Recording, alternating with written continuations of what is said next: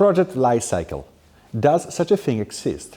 Can we really imagine that projects in different environments, using different technologies and working on different outputs, can share a common lifecycle?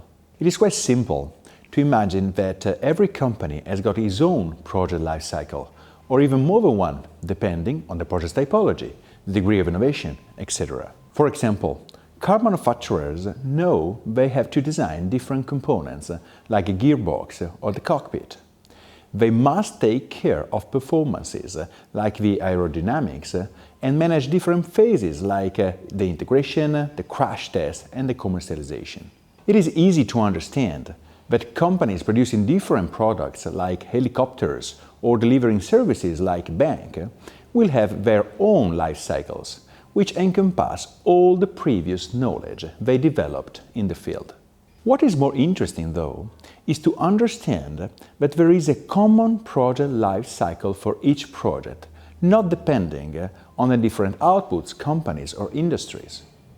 If we look at projects by far enough, they all go through the same list of different macro activities: initiating, planning, executing, controlling, and closing. We can briefly analyze these activities by looking at the outputs we should expect from them. The output of a planning activity is the project master plan. It is essential to underline that such a plan goes far beyond the simple Gantt chart. Planning a project doesn't mean defining its schedules and milestones. This is certainly important, but is not enough. A proper plan should encompass different perspectives and views of a project. The minimum set of plans must cover the scope management plan, the time management plan, and the cost management plan. Besides that, other aspects to be planned can be the risk, procurement, quality, communication, human resource management, and stakeholders management. As a consequence, the plan is a multidimensional tool that will be further analyzed in future classes. After planning, we can start the executing activities. The final output of these activities will be the output verified by the team and ready for the customer validation. Only the customer, indeed, can validate the output. This means that the executing phase can encompass every needed test to verify the output before submitting it for validation. In parallel to the executing macro activity, there is the controlling one. The final aim of controlling is often misunderstood.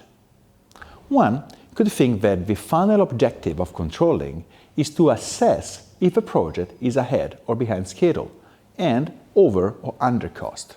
This assessment is essential indeed, but it is not the final aim of controlling. We do control projects to support our decisions, but hardly it is wise to make decisions looking at the project's current state. Consider a 2-year project, for example, where the delay penalties start to be effective after 4 weeks of delay. Suppose we control the project after the first month and verify a delay of 1 week. In that case, we could ask ourselves if this delay is critical and quickly answer negatively, as the penalties start only after 4 weeks of delay. The right question to ask, though, should be a different one. Penalties will be paid looking at the final delay, not at the intermediate ones. We should ask ourselves what will be the final delay and look for a way to estimate it starting from the actual data that we have. What we really know is that we delayed 1 week in the first month. If we go on at this rate, we might delay 24 weeks at the end of a project, and this would be a disaster. Thus, we must consider that the controlling activity's final aim is not to simply assess the time and cost variance at an intermediate point of the project, but to use this data to estimate the final project cost and time to support the next decisions. Speed up, reduce the scope, terminate the project, renegotiate with the client, might be possible options in our case. The last macro activity of the life cycle is the closing. Many different activities compose this macro phase. First, the customer must validate and accept the project output, and, if it is needed, reworks and fine-tunings must be performed. Also, during this phase, all the contracts with external providers and agreements with internal resources must be closed. Probably the most critical activity of closing, though, is also the most neglected one. This is the time in which we can critically assess and review the project. We can learn from our mistakes and capitalize on the experience we collected. In other words, this is the right time for collecting the lessons learned and making them available for future projects. This step is often neglected, though. First, because the closing of a project is often overlapped with the critical early phases of a new one. And second, because reanalyze possible mistakes and write them into documents is sometimes difficult and outside our comfort zones. I'm sure that many of you noticed I skipped the first macro activity of a life cycle, initiating.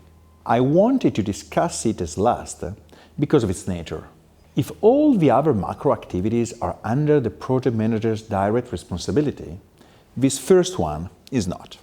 The project manager is an operational role, responsible for satisfying the customer and delivering the right scope, respecting the boundaries of time and cost. This will imply making many decisions but one, the decision to activate the project. Projects don't just happen. They start after a phase in which someone performs a careful analysis to decide whether or not to start them. This decision is purely strategic.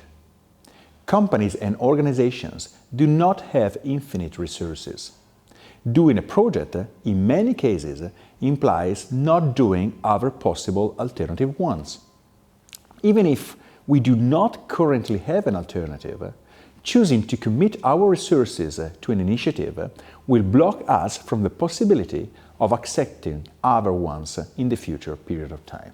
Thus, the decision to commit to a project is relevant, almost not reversible, and impacts for a long time. In other words, this is a strategic decision that cannot be made by the project manager, but requires the involvement of different levels of the organization. The initiating macro activity is complex to be tracked and requires the collaboration of different actors at different hierarchical levels. Unfortunately, this implies that the initiating macro activity is still poorly managed in many companies, becoming one of the main reasons for poor performing projects.